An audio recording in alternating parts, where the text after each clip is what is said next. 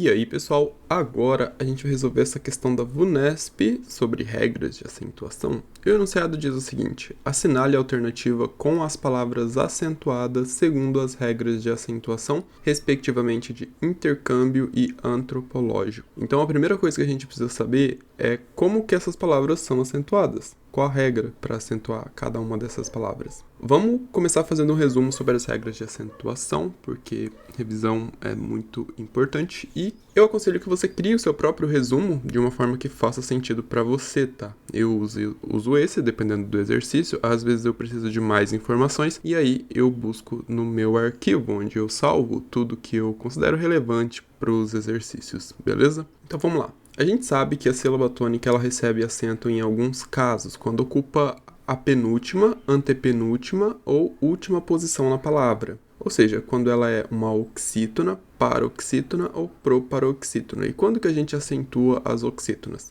A gente acentua as terminadas em A, E, I, O e EM, seguida ou não de S, beleza?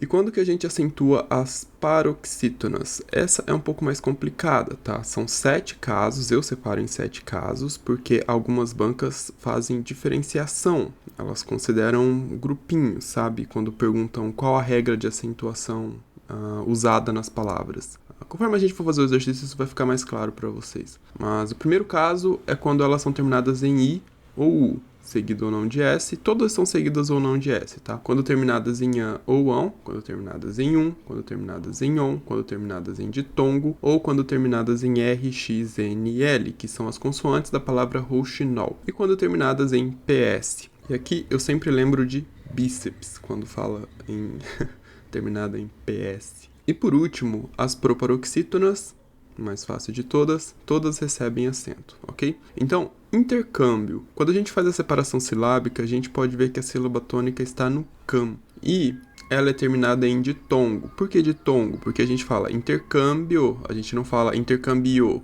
entendeu? Não tem um hiato ali, intercambio. Não são duas vogais, a gente tem um ditongo, ok? E antropológico é uma proparoxítona, tá? E todas as proparoxítonas são acentuadas. Então, a gente está procurando nas opções uma paroxítona terminada em ditongo, e se tiver a gente escolhe ela, ou um caso mais geral, que é a paroxítona. A gente sempre vai do mais específico para o caso mais genérico, tá? Em seguida, a gente procura uma proparoxítona. Então, na letra A, a gente tem a palavra distúrbio, que é uma paroxítona terminada em ditongo, por isso, recebe o acento. E acórdão, que é uma paroxítona terminada em ão, por isso também recebe o acento, então não é essa que a gente está procurando. Na letra B, a gente tem a palavra máquina, que é uma proparoxítona, então recebe o acento, e giló, que é uma oxítona, sílaba tônica é a última sílaba, então também não é a letra B. E na letra C, a gente tem a palavra alvará, que é uma oxítona, já vejo que também não é a letra C. E a gente tem também a palavra vândalo, que é uma proparoxítona. Na letra D, a gente tem a palavra consciência,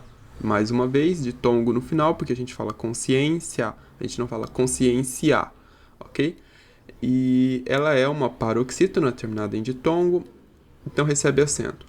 Características é uma proparoxítona. Então a gente tem uma paroxítona terminada em ditongo e uma proparoxítona. Esse é o nosso gabarito, mas vamos verificar por que não pode ser a letra E. Na letra E a gente tem a palavra órgão e ela é uma paroxítona terminada em ão, e a gente tem a palavra órfãs, que é uma paroxítona também terminada em an, seguido de S, ok? Então é isso, pessoal. No meu resumo eu chamo isso de regra 2.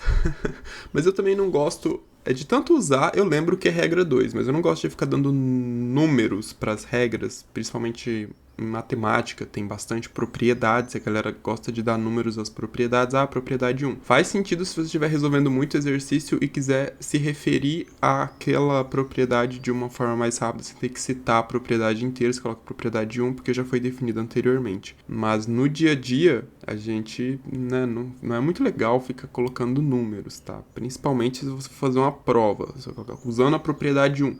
Que propriedade 1? Você não definiu essa propriedade 1 em lugar nenhum, entendeu? Mas é isso, eu tô aqui divagando. Divagando, essa é a palavra correta? Não sei. Enfim.